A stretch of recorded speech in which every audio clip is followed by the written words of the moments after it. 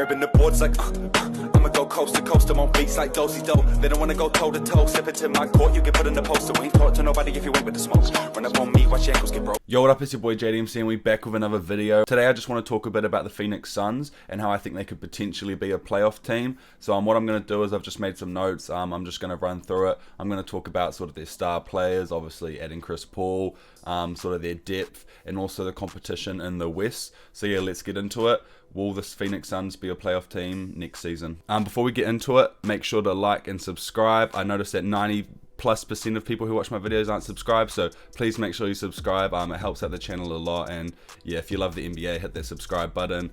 So I want to start off by talking about Chris Paul. Obviously, he adds leadership. Like, look what he did with OKC last year. No one expected them to make the playoffs, and they were a 44-28 fifth seed. He's still averaging nearly 18 points a game with nearly 7 assists as well, and he was definitely, I know with Schroeder and Shai helped a lot, but CP3 was definitely one of the closers of that team and helped them win a lot of close games.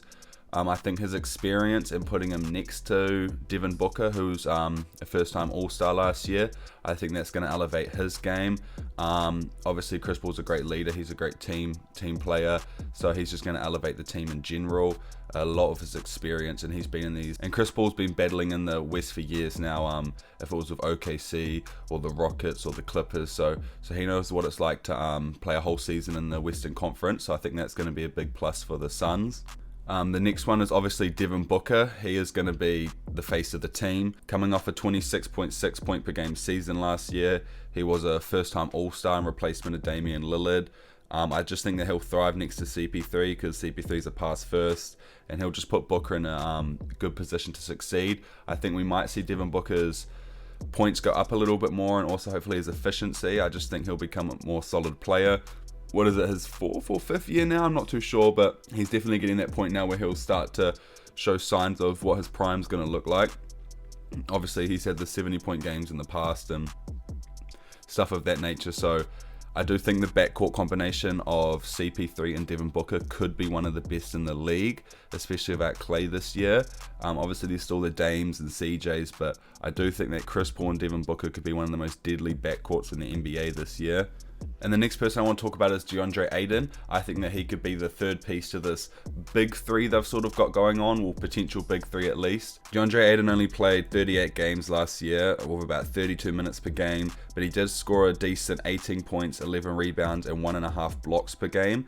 I think that Chris Paul, we've seen what he did for DeAndre Jordan's game. We've seen, what was it, something like, I think one year when they're in the Clippers, like 66% of DeAndre Jordan's shots come off Chris Paul assists, and just the efficiency, and Ayton can sort of step out and shoot that mid-range. I just think the pick and rolls, the pick and pops with CP3 is going to really elevate Ayton's game. I think hopefully he can stay healthy this year. He played 70 games in his first year and about 38 last year, so hopefully he can get in a 60-plus season. We can see him show his potential. Chris Paul's really going to help elevate him, and him, Devin Booker, and Chris Paul don't step on each other's toes. You know, they can all sort of do their own thing. So I definitely think that if they can get that trio sort of clicking, DeAndre Ayton's nearly a 20-point per game scorer, so is Chris Paul, and Devin Booker's a 25-plus point per game scorer, so that's definitely dangerous scoring-wise. DeAndre Ayton's obviously showed what he can do defensively with the 1.5 blocks. Same with Chris Paul. He's always been a pest on the perimeter, so that's really nice. And I do think that Chris Paul's definitely going to elevate his game. Now I just want to move on and talk about the rest of the team. We obviously know that the success of the Phoenix Suns probably starts and finishes with Chris Paul, Devin Booker, and DeAndre Ayton, but I do think that they've added a couple little pieces and kept a couple little pieces around those three that could potentially make them a playoff team. So the first one's adding Jay Crowder, who I'm assuming he might start in the place of Kelly Oubre. He's the 3-and-D player. He's not going to get in anyone's way. He doesn't demand too much shots. I think he works perfectly with the Chris Pauls and Devin Booker and DeAndre Ayton. I think he stretches the floor. He can mark good wing players.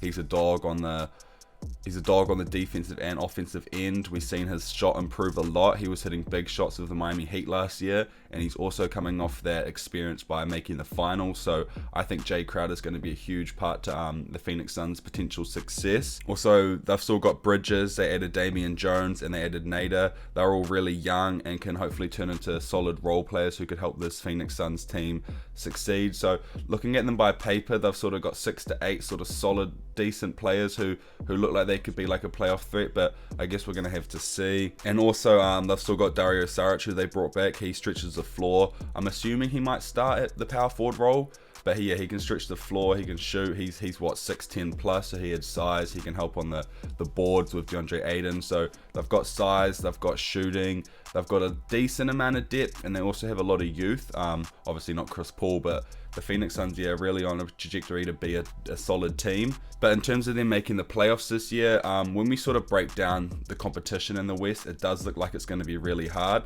Like if I was just to list a few teams, you've got the Lakers, Clippers, Trailblazers, Nuggets, Suns, Mavs, Warriors, and maybe the Rockets, who you'd sort of assume would be playoff teams just because they're already established.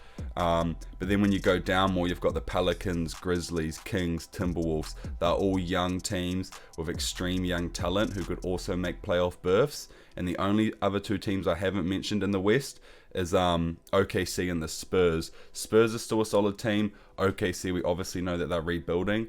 But yeah, it is going to be hard for the Phoenix Suns. I do think they have the talent to do it.